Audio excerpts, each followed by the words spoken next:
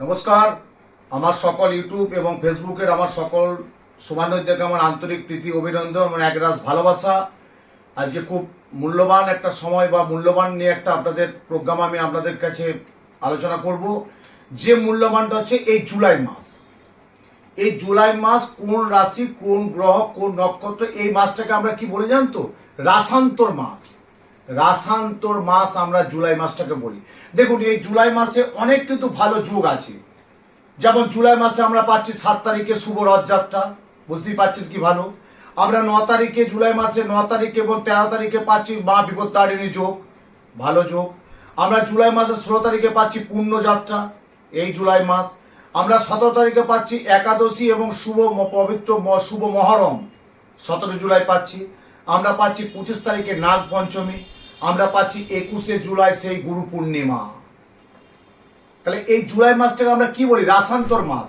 এবার এই জুলাই মাস কেমন যাবে, কোন গ্রহ, কোন রাশি, কোন লগ্ন, কোন গ্রহ কেমন যাবে জুলাই মাসের, আজকে আপনাদের সামনে একটু বিস্তারিত আলোচনা করছি। প্রথমে বলি দর্শক বন্ধু, আমি যে 12টা রাশি সম্পর্কে বলবো দীর্ঘমেয়াদী তো বলা যাবে না। আমার যেটা জিস্ট, যেটা মেন স্ট্রিম, সেটাকে আমি তুলে ধরছি। এবারে বিশদ জানতে গেলে বা আপনাদের ধরুন 70 উর্ধ্বর কারো বয়স, 65 উর্ধ্বর কারো বয়স, 75 উর্ধ্বর কারো বয়স, তার তো রাশি লগ্ন জানার কথা না বা জানেও না। তা সে তো আমার কাছে গতকালকেও এসেছে, আজকেও আমার বাড়ির চেম্বারে এসছে যে আপনার ইউটিউবের প্রোগ্রামটা খুব ভালো লাগে, যেটা অনেকে বলে বটে, কিন্তু আপনার প্রোগ্রামটার মধ্যে একটা গুরুত্বপূর্ণ তাৎপর্যপূর্ণ ব্যাখ্যা আমরা পাই, যেটা আপনি সুন্দরভাবে আমাদেরকে বলেন। দেখুন, সবারই রাশি লগ্ন না, তার জন্য আমাদের কি করতে হয়? হস্তরেখা মানে পামিস্ট বিচার করতে হয়, যেটা আমাদের পামিস্ট বিচার করতে হয়। তারপর মুখমণ্ডল। আজকে একটি 72 বয়সের মানুষ, ঠিক আছে, 72 বছর বয়স, শরীরটা খারাপ হতেই পারে, কিন্তু সে বলছে শাস্ত্রীজি আমারও এখন আমি বুঝতে না, আমার শরীর আমার শরীর ভালো থাকবে, আপনি একটু মানসিক কীভাবে কি করতে হয় করুন। আমি শরীর খারাপটাকে আমি এত গুরুত্ব দিচ্ছি না, যাতে আমি ভালো থাকি তার জন্য কি করার আছে আপনি করুন। তাই বললাম, বাবা এই 5ই জুলাই অমাবস্যা আছে, আমি কাজ করে দেবো তোমার, পূর্ণচন্দ্র বসু নাম। আমি বললাম ঠিক আছে, আমি করে দেবো। তা আমার কাছে এসেছে, তা তার তো রাশি লগ্ন নেই, তখন আমাকে পামিশ দেখতে হলো, হস্ত বিচার করতে হলো। এবার যাদের রাশি লগ্ন আছে তাদের জন্য বলছি এই জুলাই মাসটা কেমন যাবে, কোন রাশি। প্রথমে আসি মেষ রাশি। মেষ রাশি যারা আছে, অকারণে মিথ্যা এবং অপবাদে জড়িয়ে যাবেন। আমার কথাগুলো শুধু মিলিয়ে নেবেন। জুলাই মাস, এই পুরো জুলাই মাসটা দেখবেন যে মিথ্যা অপবাদে জড়িয়ে যাবেন। ব্যবসায় তুলনামূলক সাফল্য আসবে। মানসিক একটা ডিপ্রেশন থাকবে, কিন্তু মানসিক একটা হতাশাগ্রস্ত থাকবে। এবং বৃষ রাশি, শরীর স্বাস্থ্য দিকে বাড়ির গুরুস্থানীয় যারা বয়স্কর্ধ, তাদের শরীর দিকে যত্ন রাখবেন। কিন্তু কর্মের জায়গায় উন্নতি আছে, কিন্তু ব্যবসায় তুলনামূলক খুব একটা ভালো পাচ্ছি না। কিন্তু 2024 সাল অর্থাৎ এই জুলাই মাস বৃষ রাশি। মিথুন রাশি বিদ্যা যোগে যারা আছে, বিদ্যার ক্ষেত্রে তাদের কিন্তু আরেকটু মনঃসংযোগটা বাড়াতে হবে এবং শরীর স্বাস্থ্য দিকে একটু লক্ষ্য রাখতে হবে। ফাস্ট ফুড বেশি খাবে না। যারা মিথুন রাশির জুলাই মাস বিদ্যার সাথে যারা জড়িত, বিদ্যার সকল ছাত্র ছাত্রীর জন্য বলছি, তারা কিন্তু পড়াশোনায় মনঃসংযোগটা বাড়াবে, ফাস্ট ফুড বেশি খাবে না।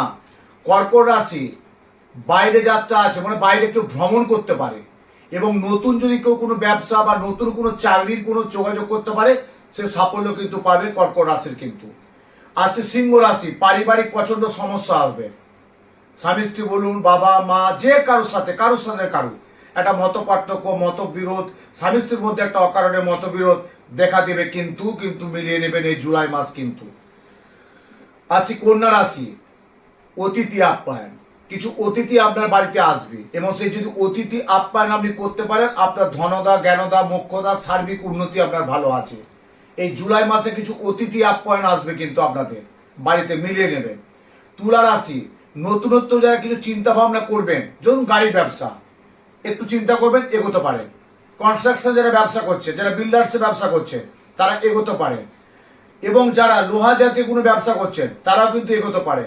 ফাস্টফুড যারা ব্যবসা করছে, যারা আরেকটা ব্যবসা করার ইচ্ছা থাকবে, সেটাও কিন্তু এগোতে পারে। জুলাই মাস তাদের ক্ষেত্রে কিন্তু খুব ভালো আছে। তুলা রাশির ক্ষেত্রে বৃশ্চিক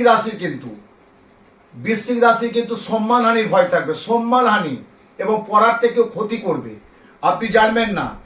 মানে আমরা কি একটা বলি না, সাইলেন্ট কিলার, সুগার যেমন সাইলেন্ট কিলার, ওষুধ খাচ্ছেন, সব ঠিক আছে, চলছেন ফিরছেন, খাচ্ছেন, ঘুমাচ্ছেন, কাজ করছেন, সব ঠিক আছে, কিন্তু ভিতরে আপনার পুরো একদম জিনিসটাকে নষ্ট করে দিয়েছে, মানে ঘুণ পোকার মতো করে দিবে, সাইলেন্ট কিলার। এই 2024 সাল জুলাই মাস কিন্তু বললাম, হ্যাঁ, বৃশ্চিক। আর প্রলোভনে কিন্তু ক্ষতি হবে, কিন্তু প্রলোভন কিন্তু কেউ দেখালে খুব সাবধান, সেইতে কিন্তু খুব ক্ষয়ক্ষতি হবে। আপনাকে একটা টোপ দিল বা কোনো একটা প্রলোভন দেখালে যে আপনাকে একটা লোন করে দেবো বা কিছু ইন্টারেস্টে টাকা পাই দেবো, সেইতে কিন্তু সাবধান, সতর্কতার মধ্যে থাকবেন। কিন্তু ধনুরাশি, ধনুরাশি কিন্তু যারা ব্যবসা করছেন তাদের দ্বিমুখী উপার্জন আছে, দ্বিমুখী। ধনুরাশি যারা ব্যবসা করছেন তাদের দ্বিমুখী উপার্জনের যোগ আছে, চেষ্টাটা করে যাবেন। হয়তো বলবেন 1 মাসের মধ্যে কি করে সাফল্য হবে, আমি সেটা বলছি না, কিন্তু আমি বলছি না জুলাই মাসের মধ্যেই কিন্তু আপনি 2 থেকে 4টে ব্যবসা হবে, কিন্তু আপনি চিন্তাটা এগোতে পারেন যে ঠিক আছে এই মাসটা আমি চিন্তা ভাবনা করি, আমি পরের মাসে চিন্তা করবো বা 2 মাস পর আমি চিন্তা করব। মকর রাশি কিন্তু শরীর স্বাস্থ্য নিয়ে সাবধান থাকবেন। যারা 4 চাকা এবং 2 চাকা সাইকেল যারা, তাদের কিন্তু খুব সতর্কতা থাকতে হবে জুলাই মাস।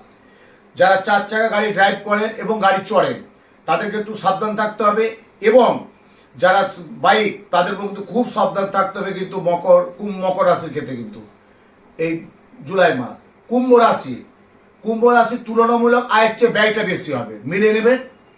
তুলনামূলক আয়ের চেয়ে ব্যয়টা বেশি হবে, আয় যা করবেন তার চেয়ে ব্যয়ের ভাবটা বেশি থাকবে। আপনি 10 টাকা আয় করছেন, 12 টাকা ব্যয় আসবে। ইনভেস্ট করতে যাবেন, করতে পারবেন না। যারা শেয়ার মার্কেটে করছেন, কিন্তু বারবার বলছি, যারা শেয়ার মার্কেট, কুম্ভ রাশি কিন্তু খুব সাবধান, সতর্কতার মধ্যে থাকবে। হ্যাঁ, আপনি সেই জায়গায় সাফল্য কিন্তু পাবেন না। মীন রাশি, কিছু শুভ চিন্তা ভাবনা করুন, শুভ কিছু চিন্তা ভাবনা করে এগোন, যে আমি এটা এগোবো বা এটা আমার এগোনোর মানসিকতা আছে।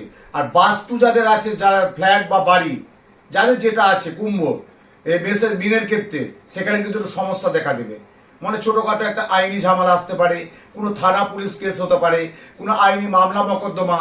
মীন রাশি কিন্তু জুলাই মাসটা সাবধানে থাকবে। এবং এই মাসটাকে আমরা বলি, আমরা যে 12টা রাশি সম্পর্কে বললাম, তা 12টা রাশি তো সব তথ্য বলা যায় না, এর বাদেও শারীরিক, বিদ্যা, দাম্পত্য, কর্ম, অর্থ, মান, সম্মান অনেক কিছু থাকে। কিন্তু আমি যেটা মোক্ষম যে জিনিসটা সেটা আমি তুলে ধরলাম। জুলাই মাসটা 12টা রাশির কেমন যাবে। এবারে বলছি, এই জুলাই মাস আমরা বলি রাসান্তর মাস। এই মাসটা হচ্ছে আমরা কি বলি, রাসান্তর মাস। এই মাসে যদি কিছু রাশি লগ্ন কিন্তু গোচরে সঞ্চার করছে, 4টে রাশির ক্ষেত্রে কিন্তু খুব ভালো আছে। কিন্তু যেমন আমি বললাম যে কন্যা রাশি কিন্তু অতিথি আপ্যায়ন করুন এই জুলাই মাসে। কন্যা রাশি যদি কেউ অতিথি আপ্যায়ন করতে পারে, তার কিন্তু বিরাট সাফল্য হবে, খুব সাফল্য হবে। এবং আগামী 7ই এই যে জুলাই রবিবার, সকল শুভ রথযাত্রার প্রত্যেকে আমার আন্তরিক প্রীতি, অভিনন্দন, ভালোবাসা। বয়োজ্যেষ্ঠদের আমার যথাস্থানে সম্মান। এই রথযাত্রায় আমরা ছোটবেলায় জানেন যে রথযাত্রা আমরা কি আনন্দ করি বা এখনো করি, সেই পাঁপড় ভাজা, সেই জিলাপি বা সেই রথ টানা। তা রথ জয় জগন্নাথ, মহাপ্রভু জয় জগন্নাথ, বলরাম সুভদ্রা। তা রথযাত্রার দিন আমি সবাইকে একটা ছোট্ট টিপস দেব। যারাই রথ টানেন বাড়ির সামনে বা যে কোনো জায়গায় বা আপনার বাড়ির সামনে, সুতোটা যাই সুতো দেন, একটু লাল বা হলুদ, যেমন সাদা সুতোর মধ্যে একটু জড়িয়ে দেবেন।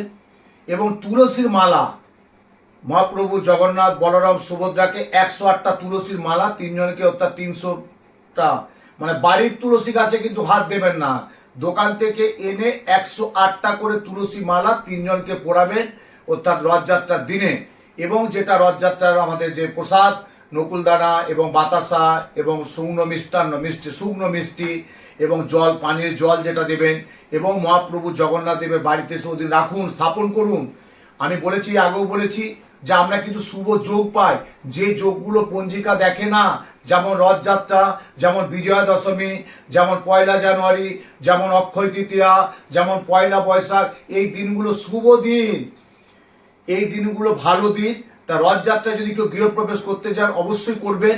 এবং রথযাত্রার উপলক্ষে আমি প্রত্যেকে বলবো, ওই দিন রবিবার, আপনারা জানেন রবিবার পড়েছে, এই রবিবার দিন অবশ্যই লক্ষ্মী নারায়ণের পুজো দেবেন, নারায়ণের অবশ্যই পুজো দেবেন।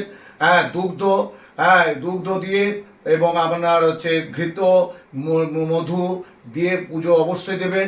এবং রথযাত্রার যে প্রত্যেককে, যেটা রথের যে একটা আনন্দ উৎসব, প্রত্যেকের সাথে প্রত্যেকে একটা আবদ্ধ থাকবেন। এবং একটা রথযাত্রা করে প্রত্যেকে টিপস দিয়ে দিচ্ছি, এই রথযাত্রা রবিবার থেকে উল্টো রথের দিন পর্যন্ত যদি কেউ কারো মামা বাড়ি থাকেন, মামা বাড়িতে একদিন অন্ন খেয়ে আসবেন, তাতে দুপুরে রাত্রে সারা দিনের মধ্যে।